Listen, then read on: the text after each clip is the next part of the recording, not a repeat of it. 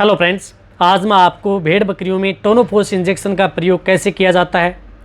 कितनी डोज देनी चाहिए, कौन सी बीमारियों में इस इंजेक्शन का प्रयोग करवाना चाहिए और कौन सी बीमारी होने से आप अपनी भेड़ बकरियों को बचा सकते हैं। यानी इस इंजेक्शन का प्रयोग करवा करके प्रेग्नेंट बकरियों को लगाना चाहिए या नहीं लगाना चाहिए, किस तरह के रोगों से आप अपनी भेड़ बकरियों को इस इंजेक्शन से लगा करके उससे छुटकारा पा सकते हैं, या किस तरह के साइड इफ़ेक्ट आपकी इस इंजेक्शन से हो सकते हैं। प्रेग्नेंट बकरियों को लगाना चाहिए या नहीं लगाना चाहिए, कितनी डोज देनी चाहिए, किस रूट से लगाना चाहिए, यानी पूरी डिटेल से आपको इस वीडियो के अंतर्गत आपको टोनोफोस इंजेक्शन के बारे में डिटेल से वीडियो मिलेगी। भेड़ बकरियों के बारे में, वैसे टोनोफोस इंजेक्शन के बारे में बड़े पशुओं के लिए मेरे चैनल पर एक डिटेल से वीडियो बनी हुई है, वो भी आप जा करके देख सकते हैं। लेकिन आज की वीडियो में आपको सिर्फ भेड़ बकरियों के बारे में बताया जाएगा। देखो, टोनोफोस इंजेक्शन क्या है कि इसमें फास्फोरस पर्याप्त मात्रा में होता है, और फास्फोरस क्या करता है कि भेड़ बकरियों के शरीर की मेटाबॉलिज्म की क्रिया को सुचारू रूप से चलाने के लिए बहुत ही सहायक होता है। यानी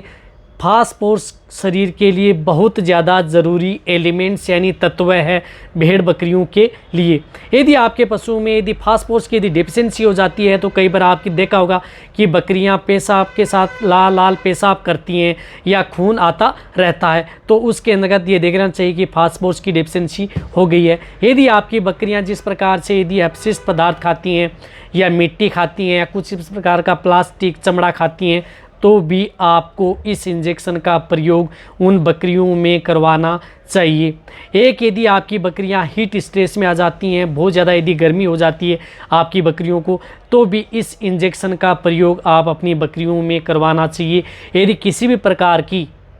कोई भी मेटाबॉलिक बीमारी है, मेटाबॉलिज्म से संबंधित कोई भी डिजीज़ हो गई है, बकरी खाना नहीं कर रही है, जुगाली नहीं कर रही है, या प्रॉपर जो एमिंग नहीं कर रही है, तो उस स्थिति के दौरान भी आप इस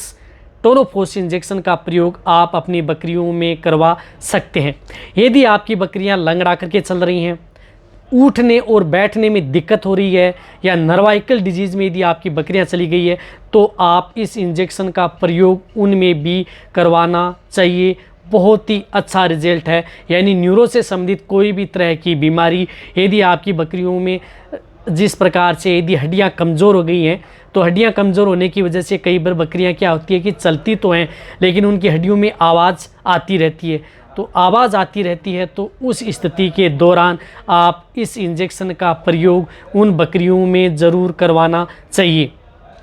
बहुत बार यदि आपने देखा होगा कि आपकी बकरियां बहुत ज़्यादा वेट गेन ले लेती हैं और आपकी बकरियां हीट में नहीं आ पाती हैं, बहुत प्रकार की बकरियों में इस प्रकार का देखा हुआ है, क्योंकि उन बकरियों को पर्याप्त मात्रा में फास्फोरस नहीं मिल पाता है, या जो बकरियां जहां पर सूखा चारा पर्याप्त मात्रा में होता है, हरा चारा नहीं मिल पाता है, तो उन बकरियों में फास्फोरस की डिफिशिएंसी हो जाती है। तो उस स्थिति के दौरान इस इंजेक्शन का प्रयोग करवाया जाता है। यदि आपने कई तरह की टेबलेट इंजेक्शन यदि आप अपनी भेड़ बकरियों को लगा चुके हैं, फिर भी यदि आपकी बकरियां हीट में नहीं आ रही हैं, तो भी आप इस इंजेक्शन का प्रयोग आपको ज़रूर करवाना चाहिए। यदि आपकी बकरियां यदि बार बार रिपीट हो रही हैं, कंसीव नहीं हो रही हैं, यानी गर्भधारण नहीं कर रही हैं, तो उस स्थिति के दौरान भी जो टोनोफोस इंजेक्शन है, इस इंजेक्शन का प्रयोग भेड़ बकरियों में करवाना चाहिए। बहुत ही अच्छा रिजल्ट भेड़ बकरियों में देखने को मिलता है। यदि आपकी बकरियों में किसी भी तरह की मेटाबॉलिक यदि बीमारी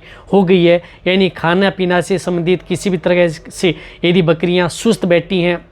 जुगाली नहीं कर रही हैं, खाना प्रॉपर नहीं ले रही हैं, या कई इस प्रकार की बीमारियों से ग्रसित हो चुकी हैं, तो उन बीमारियों में भी आप इस इंजेक्शन का प्रयोग ज़रूर करवाना चाहिए यदि आपको अच्छा रिजल्ट लेना है। कई इस तरह की बीमारियां होती हैं जिसमें आप एंटीबायोटिक और एनाल्जेसिक इंजेक्शन का प्रयोग करते हैं, तो यदि आप साइड थेरेपी के तौर पर भी यदि आप टोनोफोस इंजेक्शन का प्रयोग आप अपनी भेड़ बकरियों में करवाएंगे, तो मैं कह रहा हूं कि बहुत ही अच्छा रिजल्ट आपकी बकरियों में देखने को मिलेगा।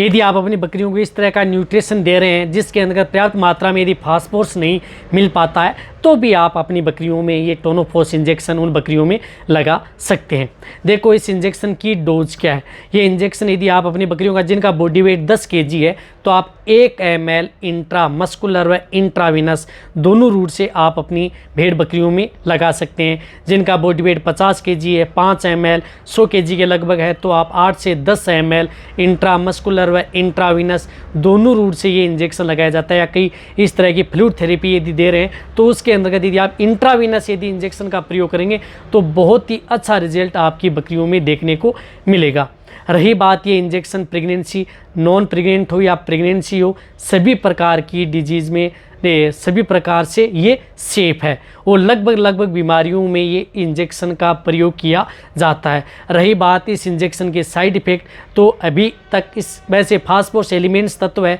तो इस तरह के कोई इसके साइड इफ़ेक्ट नहीं है, बट आपकी बकरियों में बेनिफिट देखने को ही मिलेगा। यदि आपकी बकरियां स्वस्थ हैं फिर भी यदि आपको लग रहा है कि आपकी बकरियों में किसी तरह की फास्फोरस डिफिशिएंसी न हो जाए तो आप अपनी बकरियों को 2 से 3 ml सप्ताह में 1 बार इंजेक्शन लगवा सकते हैं। यानी महीने में 2 बार या 3 बार आप इस इंजेक्शन का प्रयोग स्वस्थ बकरियों में भी कर सकते हैं ताकि आपकी बकरियां किसी भी तरह की फास्फोरस डिफिशिएंसी में न आएँ। बहुत ही अच्छा रिजल्ट आपकी भेड़ बकरियों में देखने को मिलेगा। कहने का मतलब है कि यदि आपकी बकरियां किसी भी तरह के रोग से ग्रसित हैं तो भी प्रयोग कर सकते हैं, नए भी हैं तो भी कर सकते हैं, प्रेग्नेंट हैं तो भी कर सकते हैं। किसी भी तरह का कोई साइड इफ़ेक्ट नहीं देखने को मिलेगा। एक बार और मैं आपको ये रिपीट कर रहा हूँ। रही बात यदि आपके बकरियों में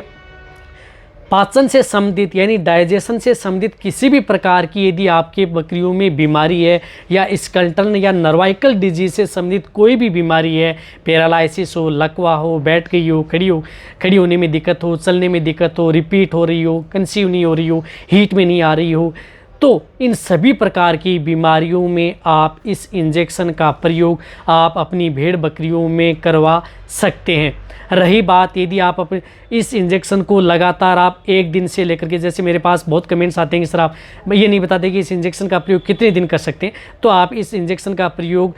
0 दिन से लेकर के 4-5 दिन तक कंटिन्यूटी भी इस इंजेक्शन का प्रयोग आप अपनी भेड़ बकरियों में करवा सकते हैं यदि आपको इस तरह की यदि बकरियों में डेफिशिएंसी देखने को मिलती है।